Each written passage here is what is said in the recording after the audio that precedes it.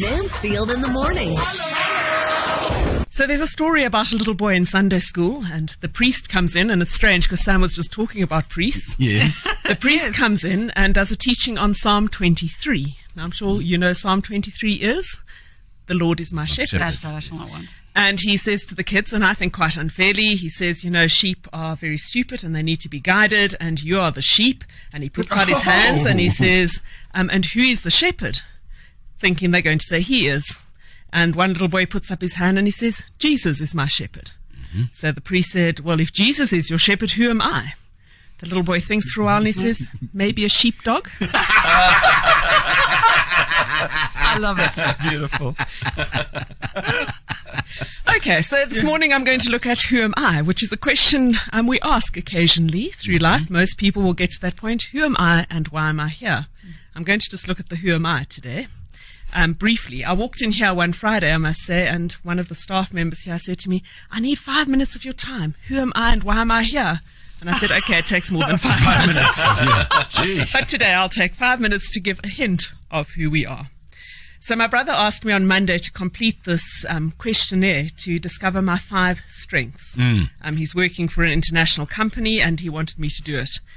And one of the things that was interesting for me was that we share 4 out of the 5 top strengths.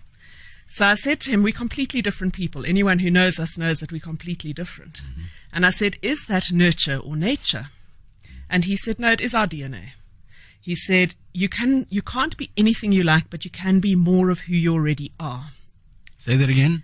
You can't be anything you like, but you can be more of who you already are. Okay. And he feels that our DNA does, he says, the psychologists, industrial psychologists feel that our DNA codes for those strengths, so we can be more of that. Okay. And I sort of disagreed with him because I feel that potential is unlimited. But then I thought about it and I thought, well, the way I'm built, I couldn't actually be an Olympic athlete or gymnast. And I certainly couldn't be an astronaut because I get motion sickness. And that's from my DNA. So in a sense, we can be more of who we already are. And that's what I think we all need to be aiming at. So it's important to realize, first of all, that we all have strengths. So we all have 5 strengths and they're all different. And I think for the way in which the world is moving and how we're going to be when we come out of here, it's really important that we are all more of who we are and use our strengths to build together.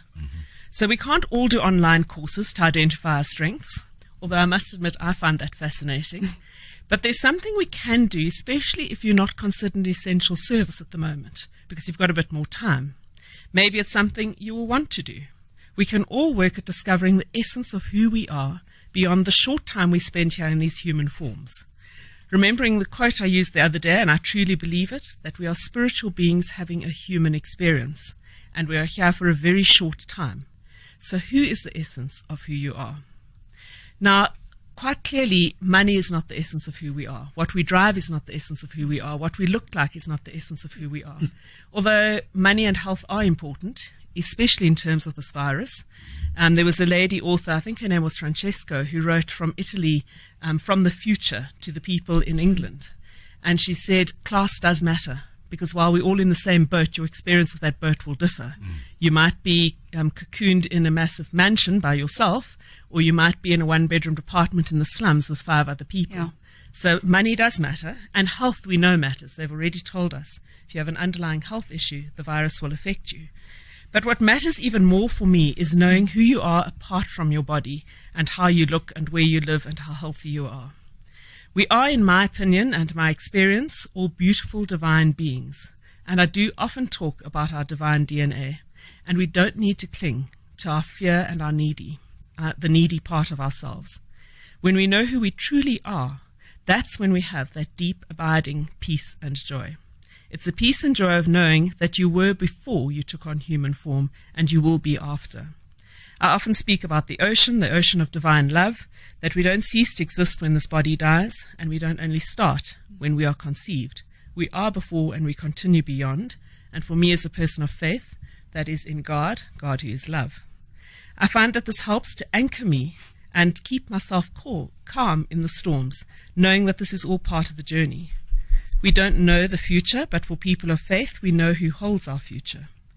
So I want to leave you, even though yesterday I said don't think, move beyond thoughts. I want to leave you with a thought from Tolo, who said, just as water can be solid, liquid, or gaseous, consciousness can be solid, frozen as our physical bodies, liquid as our mind and thought, or formless as pure consciousness. And no one can take away from who you are or add to who you are, but they can help you to grow more fully into who you already are. And for me, that is a beautiful and wonderful human being. We often let desire and fear run our lives, desire for things and fear of losing things. I'm very aware of this at this time, even for myself. Fear of what I might never have again, desire to meet with my friends and parishioners and go out and hug people, very important for me. And those are important to our human experience. I'm not saying they're not, but we are much more than that. So I just want to say to everyone, if you're struggling, it may help you to hold on to this thought. You are more than this experience, and you exist beyond it. And if you are struggling, shout for help. We're here for you at Hot 919. Communicate with us. Let us know. We'll help you, journey with you through this. And please remember, for me, God is with all of us, and we are in this together. So I pray that God will bless and protect you and all those you love. Can I just say one thing? That I bet you one of the things that came out in that survey you did was that you're focused. Yes. Yeah. I know that because I walked into our MD's office when you were doing that survey and watched you